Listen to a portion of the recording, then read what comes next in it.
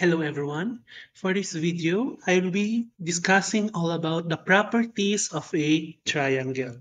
So we all know that a triangle is a three-sided polygon. Okay, when we say three-sided polygon, so for example, we have this triangle. Okay, so we have one, two, three side.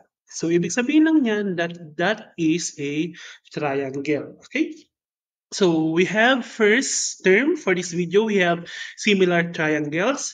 Similar triangles are triangles that look similar to each other, but their sizes might not be the same. Two objects can be said to be similar if they have the same shape but might vary in size. That means similar shapes, when magnified or demagnified, superimpose each other. This property of similar shape is referred as similarity. Okay? So when we say similar triangles, so parehas sila ng structure, they have the same structure, pero dun hindi sila no equal, hindi sila magkaparehas ng size. Okay? So for example, itong right triangle natin. For example lang to. Now, kung i-compare natin siya dito sa green na triangle. So as you can see, this is a right triangle. This is also a right triangle. So they are similar triangles. Kasi pinaliit lang naman yung ating triangles natin. Okay? So that is similar triangle. So for example, we have this. So we have triangle. Dun sa maliit, we have triangle ABC. Yung isa naman is triangle. Okay. Now, mapapansin ninyo na pag ganito yung pagbasa ko. So, dapat ganyan din yung pagbasa nyo. So, triangle DEF. Okay? So, ano nga ba yung magkakapareha sa kanila? So, ibig sabihin lang yan, so itong angle, itong side AB natin, corresponds to side DE. So we have side AB corresponds to side DE. Ganon din sa CB natin or BC. Okay? So we have BC corresponds, bakit tatlo yung ano? Corresponds to line EF. And lastly, we have CA corresponds mali pala dito, correspondence na. So corresponds to, so we have CA, we have FD. Okay? So napapansin ninyo na same sila ng structure but they do not have the same size. Okay? So, paano natin masasabi na similar ang isang triangle? So, kanina, sinabi natin kanina dito na AB corresponds to DE, BC corresponds to EF, and CA corresponds to FD. Dapat yung ratio natin are proportion. Okay? So, if we have AB all over, corresponds ng AB ay DE. Okay? Yung AB natin ay 2 over, DE natin ay 6. Lowest term ng 2 over 6, we have 1/3. Okay, next, we have EF. At bakit EF muna? Yung maliit muna palang triangle. We have BC all over EF. So, ang BC natin ay 3, itong part na ito, over 9. So, 3 over 9 is 1/3. Okay, last, we have FD. Bakit ako sa malaki palagi? So, we have CA all over FD. So, we have 4 over 12, or in lowest term, we have 1 over 3. So, now napapansin nyo dito sa mga ratios natin, they are equal. So kapag parehas, if our ratios with their corresponding sides are equal, then the two given triangles are similar. Okay? Since parehas yung kanilang mga sides natin, of course, itong angle A parehas sa angle D. Itong angle E parehas sa angle B. And itong angle C parehas sa angle F, which is yung sinasabi dun sa baba. Okay? So we have this triangle ABC and DEF in figure 2 are similar triangles. So tingnan natin kung ano yung ratio. So we have AH muna tayo. Meron tayong height. Okay, yung taas ng triangle natin. So AH over, sinabi na mismo dito sa given natin, AH over DK. Okay? Ang AH natin ay 1 over, ang DK natin ay 4. Yan ang lowest term niya. Next naman, we have AB over DE. Okay? Ang AB natin is 1.5 over 6. So on your calculator, 1.5 divided by 6 is 0.25 or parehas lang siya sa 1 over 4. Are they equal? Yes. So therefore, kapag may nakita kayong tatlong tuldok na ganyan, ang tawag dyan ay therefore. Okay? So we have ganyan, therefore. Therefore, triangle ABC and triangle DEF are similar triangle. Okay? With a ratio of 1 over 4. Two triangles will be similar if the angles are equal, corresponding angles, and the sides are in the same ratio or proportion, corresponding side. Nasabi ko na yan kanina. Okay? So, dapat yung angles, yung first bullet natin, all corresponding angles pairs are equal, and all corresponding sides of triangles are proportional. Okay? When we say proportional, parang equal lang siya na lowest term lang natin yung kanyang ratio. Okay? So, we have a notation. Saan na yan? So, we have a notation of this. So, we have triangle ABC is similar to triangle DEF. Okay? Kapag may nakita kayo yung parang N-nye, sa taas lang ng N-nye, so that is a notation for similarity. So next, the two triangles in figure 3 are similar triangles. Find the length of EF round to the nearest tenth of a meter. Okay, mapapansin ninyo, meron tayong AB, DE, at CB. Ang unknown natin ay find the length of EF. So itong part na ito. Okay? So let us X lang na lang natin yan. So, ang gagawin lang natin ay yung we have AB over, anong kapartner ng AB? We have DF. Okay?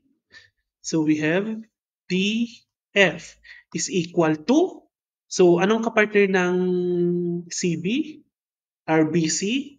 We have EF. Okay? So, given ng AB, we have 6 meters all over. DF naman ay, bakit DF? Sorry, it's DE.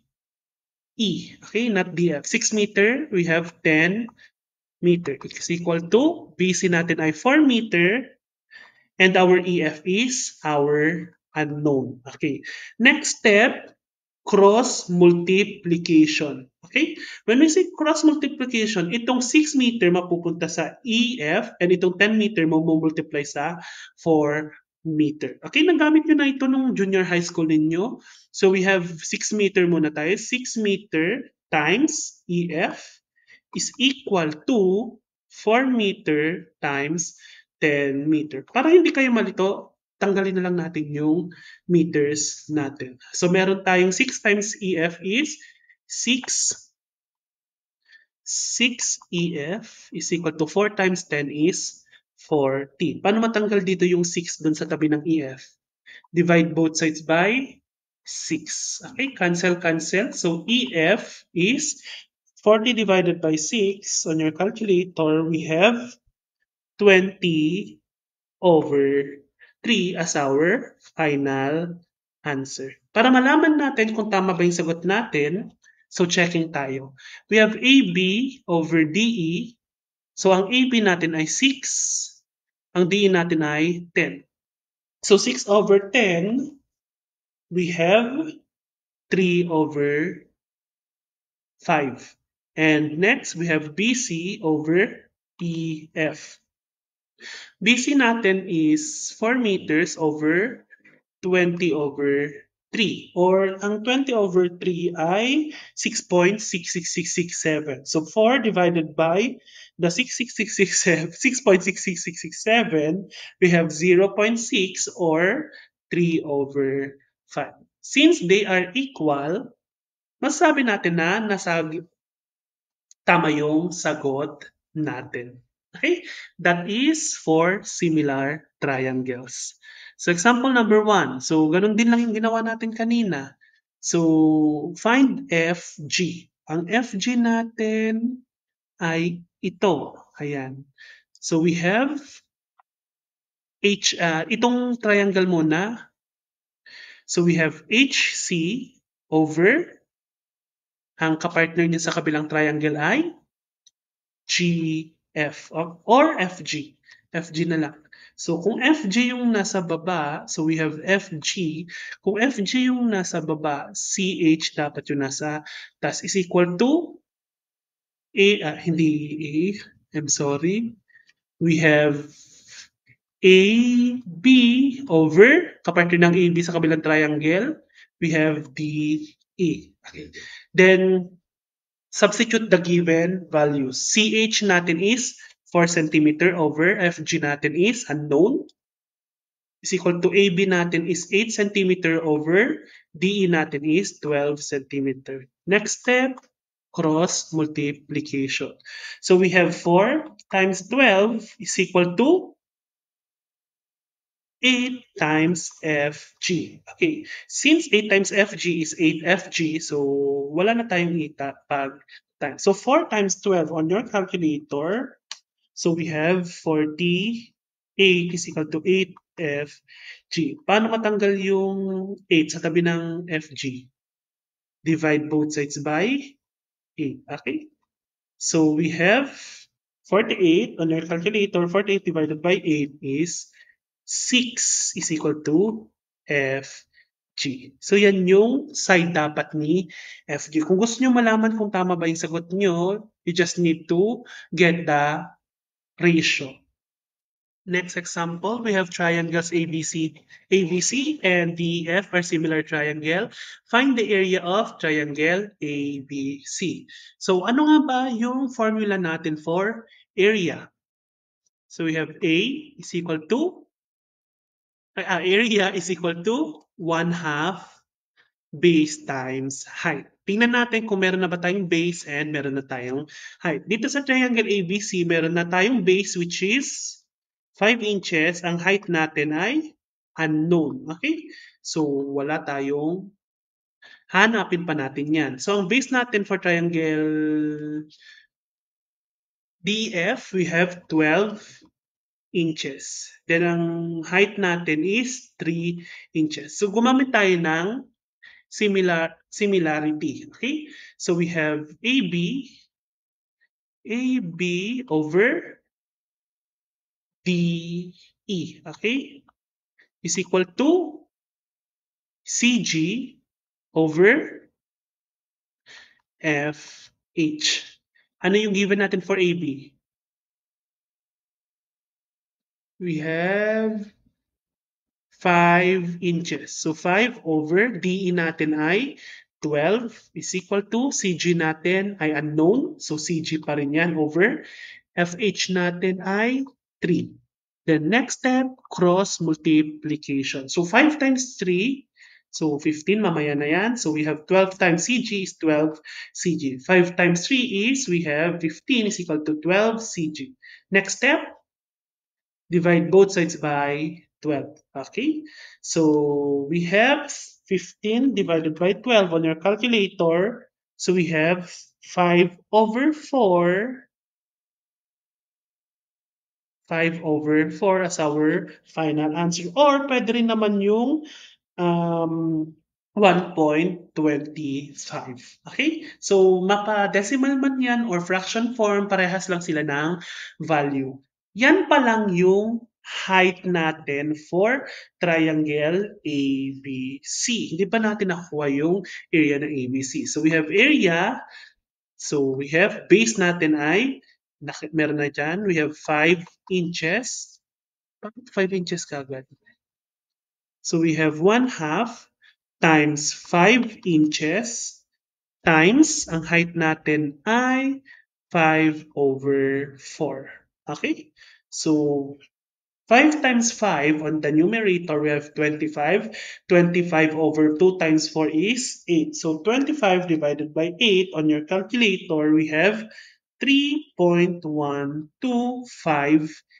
inches square. Okay? So, yan yung area ng ABC natin.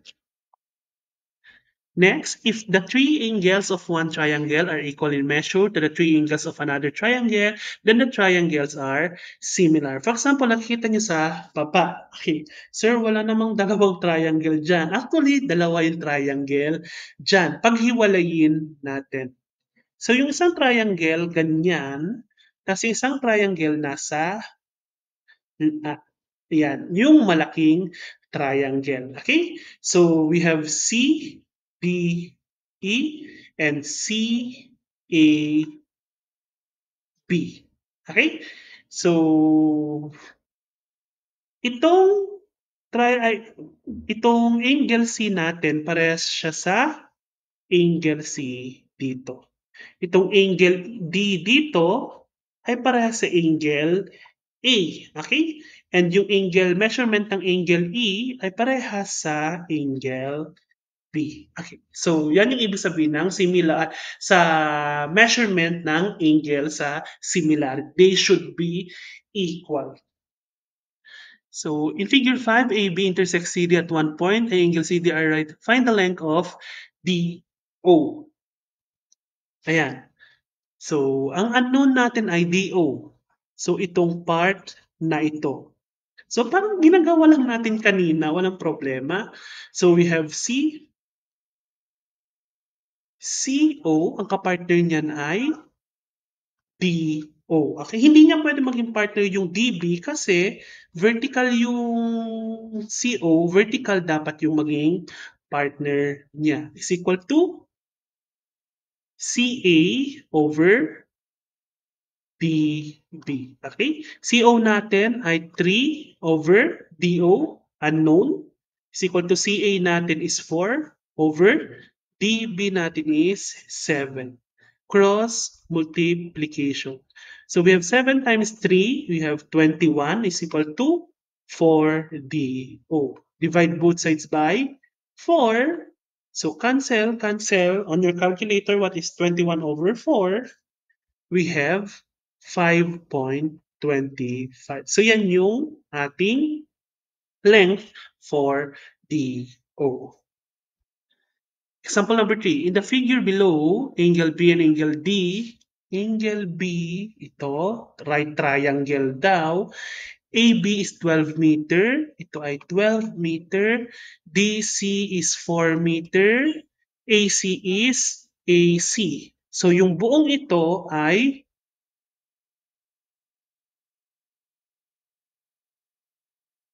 CO. So anong CO? AC natin is 18 meter. So ang tatanungin lang ay itong part na ito. So anong gagawin natin? I think nagkaroon sila ng typo. Mas padaliin na lang natin. I think hindi yan typo. Mas complex lang yung sasagutan natin. Gawin na lang natin itong AO. Okay. That is 18 meters na lang yung AO natin. Since hindi naman kayo math major, so padaliin lang natin. So CO yung given. If we have AB as our first, correspond siya sa CD, correct, is equal to AO over corresponds into CO. Ang AB natin, we have 12 over CD natin ay CD is 4 is equal to AO natin, AO, nasan yung AO? AO natin is 18 over CO natin is the unknown. Cross multiplication. So 12 times CO is 12 CO. 4 times 18 on your calculator para maisahan na lang. We have 72. Okay. Divide both sides by 12 divided by 12. So divided by 12. So divided by 12, our CO now will be 6. So yan dapat yung maging length ng ating CO. If we have a similar triangles, how about naman yung magkaparehas talaga mismo dun sa given triangles na yun? Ang tawag dun ay congruent triangle. So, two triangles are said to be congruent if one can be placed over the other so that they coincide or fit together. So, ibig sabihin lang yan that are corresponding sides and angles are always equal. Kanina kasi sa similar, ang magkaparehas lang ay angles. And proportional naman yung corresponding sides natin. When it comes to congruent triangles, the corresponding sides and angles should be equal. Okay, hindi maliit, hindi malaki. For example, here, napapansin ninyo. So, we have triangle ABC is congruent to triangle DEF. Ito ang symbol natin for congruency. Okay? So, may equal na siya. Doon sa similar kanina, ganyan lang. Sa congruency naman ay may equal na. Okay? So, napapansin ninyo na 3 corresponds niya ay 3. 5 corresponds niya ay 5. 4 corresponds niya ay 4. Ganon din sa sa angles, measurement ng mga angles natin. 53 degrees, 53 degrees. 37 degrees, 37 degrees. 90 degrees, 90 degrees din. Okay, so as you can see, they are all equal. So if triangle PQR is congruent to triangle STR, list the corresponding angles and sides and find X and Y. Okay. Letter E muna tayo. List the corresponding angles muna. Corresponding angles. When we say corresponding angles, sinong kapartner ng angle P? Okay, so we have angle P is equal, hindi congruent, is equal to angle. So, anong kapartner kaya ng angle P natin? Dito sa SRT, itong S. Okay? How about angle Q? So, ang angle Q natin ay angle T. Okay. Now, baka sabihin ninyo, let me just erase this. So, anong tawag natin sa angle na ito? Hindi siya angle R? Kasi kapag angle R ang sasabihin natin, how about this? R din yan. How about ito? R din yan. Ito, R din yan. So, gagamit tayo ng tatlong letters. So, ito ay pwedeng PRQ or QPR. So, any of the two will do. So, we have angle PRQ is equal to angle, of course, ito. So, ang tawag nito. Since P tayo nagsimula, so dapat magsimula tayo sa S.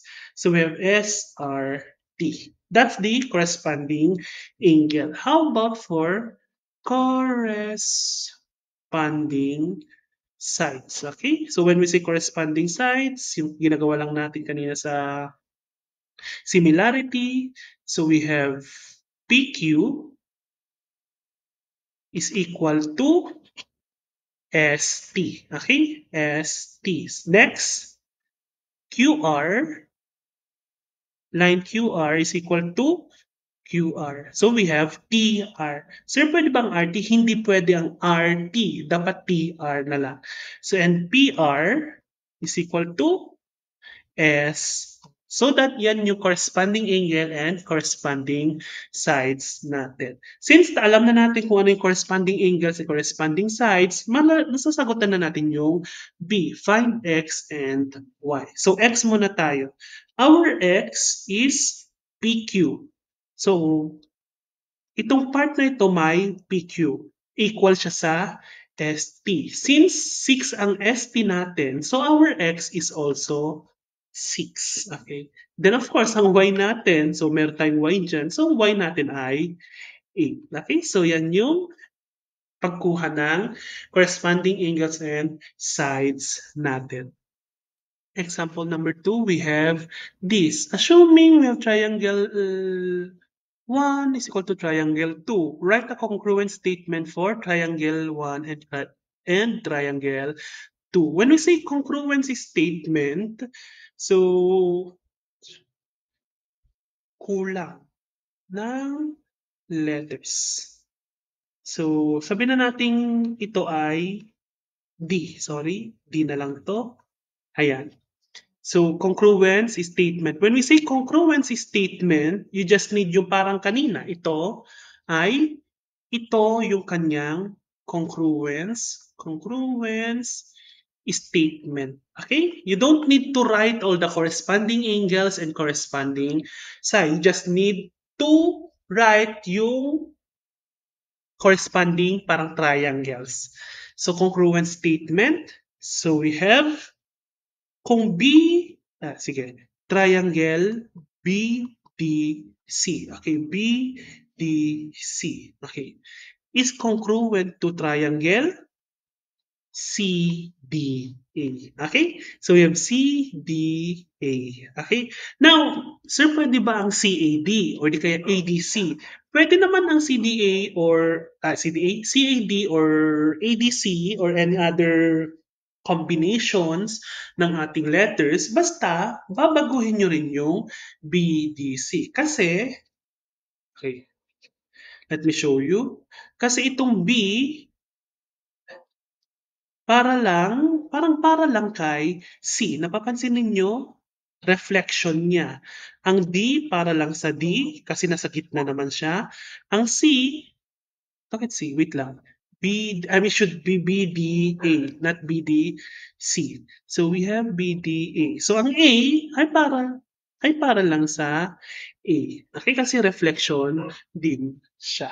Okay, so triangle BDA is congruent to triangle CDA. Next, we have the three major theorems used to determine whether two triangles are congruent are given below. So first theorem, napag-aralan nyo na ito nung grade 9 kayo. So we have the side-side-side theorem or SSS theorem. Nandun na mismo sa kanyang name kung ano yung sinasabi ng theorem natin. Side-side-side. Kapag may magkaparehas na side, 4, 4, 6, 6, and 5, 5, ayan. Ibig sabihin lang yan that the angles are also equal. Or, these two, we have triangle ABC is congruent to triangle DEF ba? Tignan natin. Yung A punta sa B. So, dapat sa 5. So, let me see. 5, 5. So, ang E pupunta sa F. Sir, paano mo nalaman? Kasi yung F ay pupunta sa D. So, 4 meters yung nadaanan niya. So, 4 meters din dapat madadaanan yung nasa kabila. So, we have E, F, bakit blue na? We have E, F, D. Hindi congruent ang triangle ABC is not congruent to triangle DEF. Okay, so mali yung notation natin. So, dapat we have E, F, D. Okay? So, kasi 5 meters, dapat i-partner natin sa 5 meters. Ang 4 meters, partner dapat natin sa 4 meters and 6 meters, partner natin sa 6 meters. Kapag meron kayong SSS, side-side-side theorem, or nasatisfied nyo ang side-side-side theorem, then these two are congruent. Okay? Next, we have side angle side. When we say side angle side, So, meron tayong side, S, A, S. Ang A stands for angle. Okay, nasa gitna mismo ng dalawang sides natin. Or yung angle na yan, tinatawag din natin included angle. Included angle. Kasi, yun nga, when we say included angle, nasa gitna ng dalawang side. For example, ayan, itong ABC natin, triangle ABC is congruent to, so A pupunta sa B, C. So, E pupunta sa F, D. So, we have triangle EFD. So, papansin ninyo sa ABC, meron tayong 7 meters at 4 centimeter. Now, nasa gitna ngayon ng dalawang side natin yung 120 degrees. Ganon din dito sa EFD natin. So, 4 centimeter, gitna ng 4 centimeter at ng 7 centimeter ay 120 degrees. Kaya tinawag na side angle side. That's number 2. Since meron tayong side angle side, the two triangles are congruent. And last, we have angle side angle. Okay. So, we have angle side angle. Ano papansin ninyo? Yung gitna naman ay side. So, we have an included side. Nasa gitna yung side. For example, 55 and 40, nasa gitna ay 9 feet. 40, 55, 9 feet. Since na gawa natin or nakita natin that they have an angle side angle, so we have these two are congruent. Pero ano yung congruency? Ano yun kanina? Congruency statement natin. So triangle ABC is congruent to triangle. Tingnan natin. Let me erase this. Ang A pupunta sa B, pupunta sa C. So 55 muna tayo. So F, D, E. So we have we have F, D, E. Okay? So, yan yung congruency statement natin for angle side angle. Ulitin ko. Ano yung tatlong theorem kanina? We have side, side, side. Pangalawa ay side, angle, side. And of course, yung pangatlo yung nakita sa screen ninyo ay angle, side, angle. In the figure at the right, is angle ABC congruent to DEF? Oh. Ano ang given muna sa ABC, sa triangle ABC, dito sa part na ito? Meron tayong angle, angle, angle. So meron tayong AA, A. Dito naman sa triangle DEF natin. So we have also angle, angle, angle. Dun sa nakita natin kanina na tatlong theorems, meron bang angle, angle, angle na theorem? Wala. Okay? So, ibig sabihin lang dyan ay angle ABC is not necessarily congruent to triangle hindi siya DF. ABC, ABC, FDE. Okay? So we have it's not necessarily congruent to FDE. Okay? Kasi wala naman tayong AAA na napag-aralan. Kung sinabi niyang similar, yes, they are similar, but they are not congruent. List two sides and included angle of each triangle. Write the congruent statement and find X. So first muna tayo. So list two sides and included angle. So nasabi niya na meron tayong side angle side. So side angle side muna tayo. Side muna. We have CD is equal to CD. So we have AB sa nasa baba. Sir, pwede bang BA?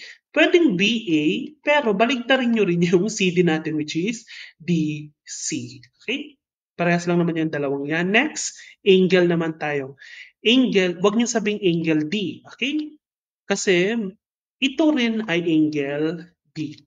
So we have angle CDB is equal to angle ABD. Okay. And last side, we have DB. Bakit angle? We have DB is equal to BD. Okay? So, write the congruent statement. So, we have, kopyahin nyo lang yung parang nasa itong part na ito. So, we have triangle CDB is equal to triangle ABD. And next, kung 10 meters ito, of course, ang our X natin is also 10 units. So, our X is 10 units. Okay, since they are congruent. Next, the Pythagorean theorem. Common na yan sa inyo. So, ang parts ng triangle natin, we have the legs and the hypotenuse. So, paano natin malalaman na hypotenuse ang isang side ng triangle? Kapag kasalungat ng right angle yung side natin, that's the hypotenuse. Actually, the hypotenuse is the longest side of the right triangle. Right triangle lang there is no hypotenuse sa isang acute triangle or di kaya obtuse triangle. Meron lang tayong hypotenuse kapag right triangle. So, we have a right triangle or formula for Pythagorean theorem. We have c square is equal to a square plus b square. That is where C is the hypotenuse, and A and B are the legs. Okay? Kahit anong part yan ng legs dun sa triangle natin. For example, we have here.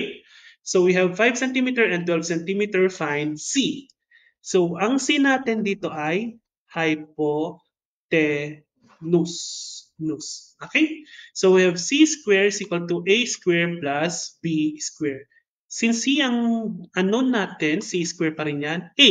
Pwedeng A ito, pwedeng B ito. Or pwede rin B ito, pwedeng A ito. Parehas din lang yung makukuha yung sagot. But for the meantime, A ito at B ito. So A natin is 5 plus B natin ay 12. Okay, so C square is equal to 5 square plus 12 square. On your calculator, 5 square, we have 25 plus 12 square is 144. Okay, so C square is equal to 25 plus 144. On your calculator, we have 169. Now, di pa tayo dyan. Tapos kasi meron pa tayong 2 dun sa taas ng C. Para mawala yung exponent natin na 2 sa C, we need to square root the left side and the both sides. So cancel na yan. So C is equal to, on your calculator, what is square root of 169? We have 13. So our C is 13 units. The length of the one leg is 8 inches. The length of the hypotenuse is 12 inches. Find the length of the other leg. Okay, so we have C square is equal to A square plus B square. Ano ang 12 inches? That's the hypotenuse. So, C na kaagad yan. So, isa sa mga legs natin ay unknown. So, sabihin na natin A ito and our unknown is B. So, ulitin ko, okay lang na magkaiba yung A at B natin. So, C natin ay 12 square is equal to 8 square plus B square. So, 12 square is 144. 8 square is 64 plus B square. So, 144, lahat ng walang variable sa left side. So, itong 64, transpose natin to the left side of the equation. 144 minus 64 is equal to B square. Okay? So, 144 minus 64, we have 80. Paano ulit matanggal yung square dun sa taas na variable natin? Square root. So, square root ng 80, we have B is equal to 8.94. Okay? Inches. So, yan na yung sagot natin for B. Okay? So tapos na tayo sa discussion. So tingnan natin kung may natutunan ba kayo dun sa ating discussion for this video. So two triangles are similar if all corresponding sides are equal in length, all corresponding angles are equal, one angle in each triangle is equal, they have the same perimeter. Okay, I will give you 5 seconds. 4, 3, 2, 1. The correct answer is B. Okay? So, bakit hindi A, C, or D? Yung D, wala naman ako tinurong kanyan. They have the same perimeter. Now, ang C, one angle in each triangle is equal. So, dapat tatlo. So, A or B na lang yung titignan natin. Now, corresponding sides are equal. Ang tinatawag natin dyan ay we have a congruent triangles. Ang tinatanong naman ay similar triangles. So yung corresponding angles lang ay equal. Find the length of the unknown. You can post this video and I will show you the correct answer in 3, 2, 1. Okay, so we have 3 inches, 4 inches. Our unknown is the hypotenuse. So if c square is equal to 3 square plus 4 square, we all know that 3 square is 9, 4 square is 16. So we have 20, square root ng 20, kasi may square tayo dyan. So I'm sorry, it's not 20 pala. It's 25. So square root ng 25 ay 5. That is letter A. And I think this is the last item for this video. What is the name of this kind of triangle? 3, 2, 1. That is equilateral. When we say equilateral, three sides are always equal. Pag right triangle, meron tayong isang right angle. Pag iskalin, no sides are equal. And pag isosceles, dalawang sides lang. And napapansin nyo na may tatlo tayong strokes. Okay? So that is all, and thank you for listening.